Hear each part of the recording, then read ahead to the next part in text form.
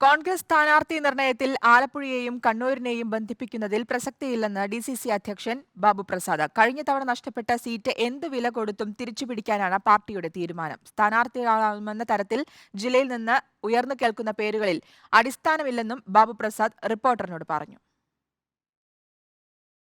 തെരഞ്ഞെടുപ്പ് സ്ഥാനാർത്ഥി നിർണയത്തിൽ സിറ്റിംഗ് സീറ്റുകളിലും മത്സരിച്ച സ്ഥാനാർത്ഥികളുടെ കാര്യത്തിലും കാര്യമായ മാറ്റങ്ങൾ ഉണ്ടാകാനിടയില്ലെന്നാണ് കോൺഗ്രസിനുള്ളിലെ അടക്കം പറച്ചിൽ.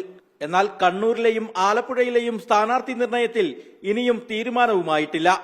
സാമുദായിക പരിഗണന, സ്ഥാനാർത്ഥികളുടെ ബാഹുല്യം, KC വേണുഗോപാലിന്റെ തീരുമാനം തുടങ്ങി ഒട്ടേറെ കാരണങ്ങളാണ് ഇക്കാര്യത്തിൽ തടസ്സമായിട്ടുള്ളത്. ഈ സാഹചര്യത്തിലാണ് DCC അധ്യക്ഷൻ തന്നെ ഇത്തരം കാര്യങ്ങൾ പ്രസക്തമല്ലെന്ന് വ്യക്തമാക്കുന്നത്. സ്ഥാനാർത്ഥി ആരായെന്നുള്ളത് ഹൈക്കമാൻഡ് തീരുമാനിക്കട്ടെ. സംസ്ഥാന ഇലക്ഷൻ കമ്മിറ്റി കൂടി പേരുകൾ പറഞ്ഞ് അത് സ്ക്രീനിംഗ് കമ്മിറ്റിക്ക് വിട്ട് ആ സ്ക്രീനിംഗ് കമ്മിറ്റിയാണ് ഫൈനലായിട്ട് ഡൽഹിയിലെ അവിടുത്തെ സെൻട്രൽ ഇലക്ഷൻ കമ്മിറ്റിയാണ് തീരുമാനിക്കേണ്ടത്. KC വേണുഗോപാൽ വീണ്ടും മത്സരിക്കാനെത്തിയാൽ ആലപ്പുഴയിൽ വിജയം ഉറപ്പാണ്. KC മത്സരിക്കുന്നില്ലെങ്കിൽ തനിക്കും മത്സരിക്കാൻ ആഗ്രഹമുണ്ട്. കൊടിക്കുന്നിൽ സുരേഷിന് പകരം മറ്റൊരു പേര് മാവേലിക്കരയിൽ പരിഗണിക്കാനിടയില്ലെന്നും ബാബു പ്രസാദ് പറയുന്നു.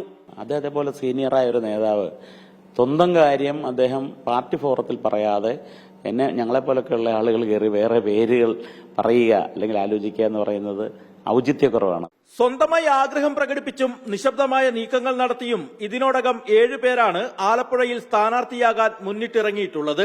ഈ സാഹചര്യത്തിൽ KPCC നിയോഗിച്ച പ്രത്യേക ഉപസമിതിക്കും സ്ഥാനാർത്ഥിയെ തീരുമാനിക്കുക എളുപ്പമാകില്ല.